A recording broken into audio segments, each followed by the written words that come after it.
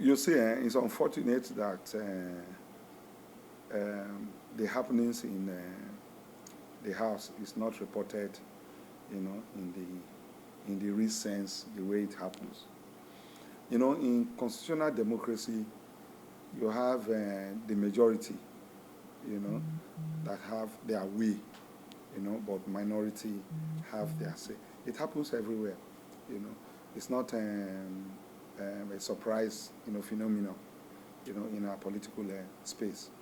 But my fear is the more people gravitate towards the ruling party, they tend to emasculate, the few that are remaining in opposition. Opposition is working, is doing its best in this National Assembly that I belong. But outside, you see every pressman, paint everybody with the same brush, that they are all the same, and there's no opposition there. It's a rubber stamp. Who says so? Who says so? We have been on our toes, arguing issues, but we're not here. A few days ago, they said if a Nigerian does not vote, he goes, they will be given a 6 months imprisonment or so. People argued against it, But at the end of the day, the majority people in the majority party, they will always toe one side. And when they do that, it's not because, they see the reasoning in what they are talking about, but because of party solidarity. That is what they want. No, there's no issue since 2023 that has confronted Nigerians that opposition has not talked about it. On the floor, when the president said subsidy is removed, some of us stood up and we talked against it.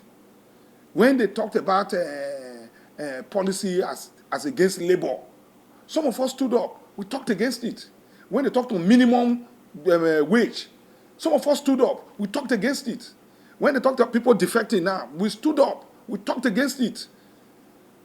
Even the proclamation, don't think the drama you saw on that day, there's a build up to it. We were against it to some extent. Of course, that was why, the compromise brought me to make that amendment. From where I come from, Warri, instead of the Malu to run, to the bush, cut the one you can cut, I insisted that we will not abuse the Constitution to the extent that we will not even say that the Federal Executive Council, should oversight the sole administrator when it is expressly provided in the Constitution.